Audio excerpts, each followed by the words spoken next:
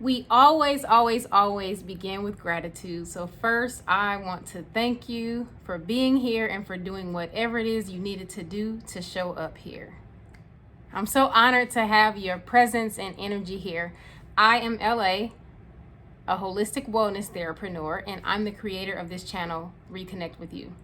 For those of you who are new here, welcome. For those of you who are returning, welcome back. Happy New Year, y'all. This is the first video that I'm posting of the new year for 2022. I will be posting videos every Sunday for hashtag Solitude Sunday to send y'all some good vibes as we enter into a new week. Content will be wellness related and will include sound baths and mindfulness meditations, tips related to mental health, and short talks focused on you and your relationship with yourself, which is the foundation for all of your other relationships. So, are you ready to reconnect with you?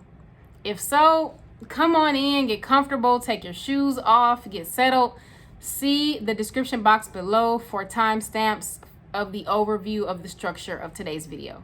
For those of you who are new here, one of the things that I like to do before we jump into our brief talk for today, the Ramble and Reconnect, is I like to do a short sound bath just to cleanse the space and to help to center us. Today, the sound bath will be using a crystal quartz singing bowl in the musical key or note of C, which aligns with the root chakra. A couple of focuses of the root chakra are grounding and stability. I think that is very fitting as we enter into a new year or as we're at the beginning of a new year. So I'm going to give you a brief moment to just get centered, get into your meditation position, or to just get into a comfortable position. If you would like, you can also put in some headphones for an optimal sound experience. You're going to hear a loud sound.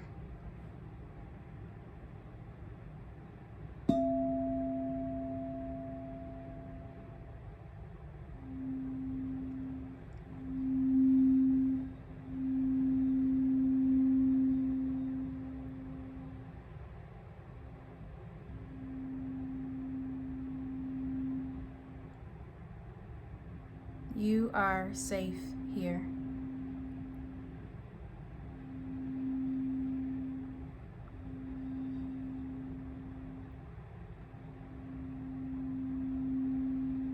You are grounded.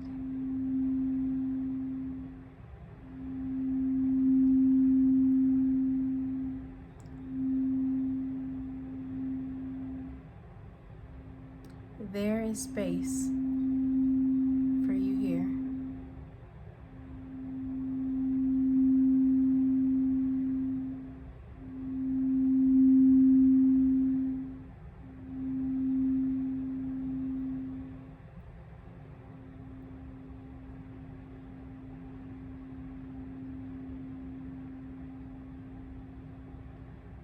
With each breath, may you deepen your grounding to this experience.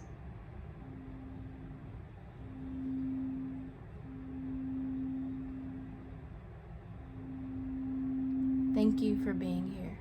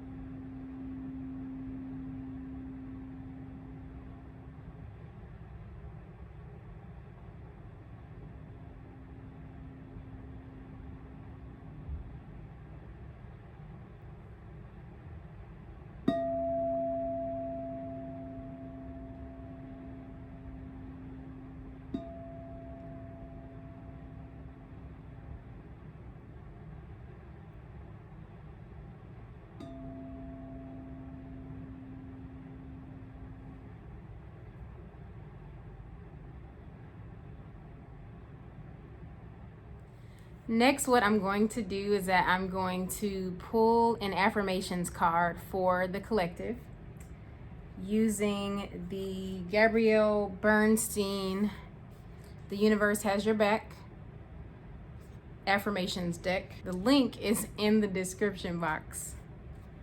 All right, so what affirmation does the collective need? What affirmation does the collective need right now? What affirmation does the collective need? One more shuffle. What affirmation does the collective need?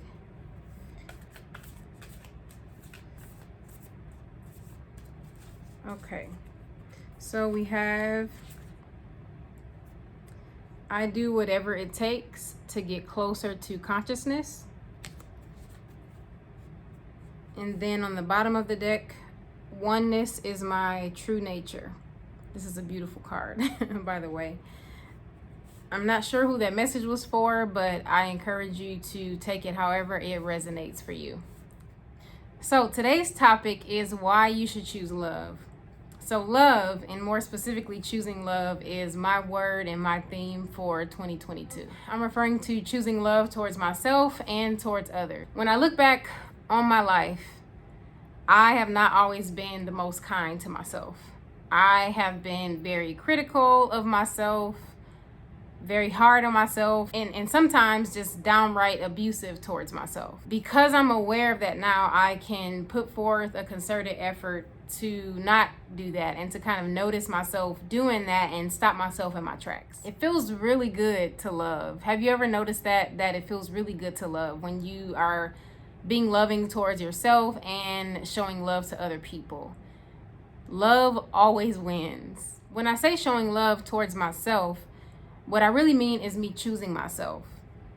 The way that I treat others is a reflection of how I treat and view myself. Acting in love and choosing love is such a courageous act. It takes a lot of courage to love someone else. We talk about acting in love towards others. It's not about whether or not the other person deserves that love. When I choose to love others and show love towards others, I'm doing that because that is who I am, and that's my agreement with myself about how I operate in and show up in this world.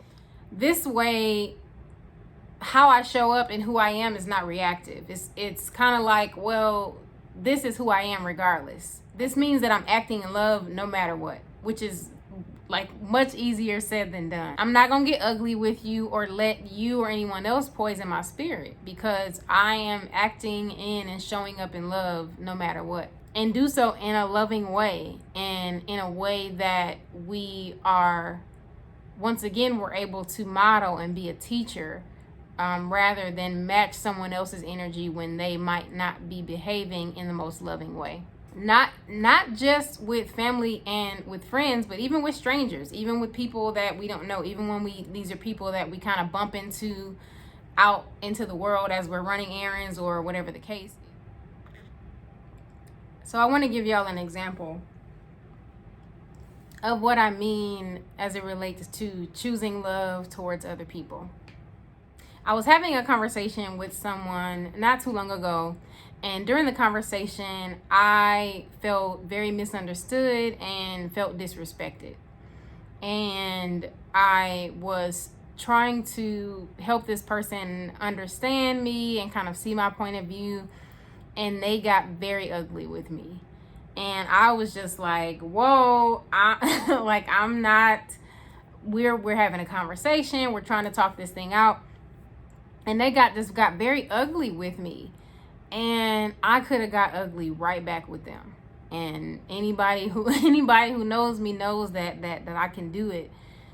But I didn't. And it was one of those things where it was like, okay, I'm going to act in a loving way towards you, because if I match your energy, first of all, I don't even have the desire to match your energy. I don't have the desire to match your energy. I want us to understand each other. The other thing is that if I match your energy, now we have this explosive situation that turned into something that it didn't even have to be. So it's one of those things where it's like, I am not sure why you're being unkind to me, but I'm choosing love anyway. And it takes a lot of courage to do that. It takes a lot of discipline. It takes a lot to be able to do that. But once again, the more that you practice, the more it gets easier for you, and the more it just becomes a part of who you are. That's what I mean by choosing to be loving towards other people no matter what. Choosing love it's difficult to do. I think it gets easier the more that you practice it, and the more it once again becomes a mantra of yours, or just a part of your being, a part of the way that you are anyway. But choosing love is a courageous act, as I mentioned earlier, and it can be difficult sometimes, because when people get ugly with you, and when people are mean towards you, or when people are not loving towards you, you might want to, rescind your love, so to speak, or take back your love, or the ways in which you might be loving to someone else. The thing about love, though, is that we need more of that in the world. We need to show up in a loving way. And sometimes even just by modeling for other people what it looks like to love, what it looks like to receive love, what it looks like to give love to ourselves, we can help transform someone else. For those of you who are new here, one of the things that I like to do at the end of the Ramble and Reconnect, or the brief chat or talk, is with a reflection or journaling prompt, something for you to kind of take with you or think about after you leave this space. The prompt that I have for you is, what is holding you back from choosing love? What is one step you can take towards choosing love this upcoming week? Thank you again so much for being here. I look forward to connecting with y'all again soon. But in the meantime, reconnect with you. Namaste.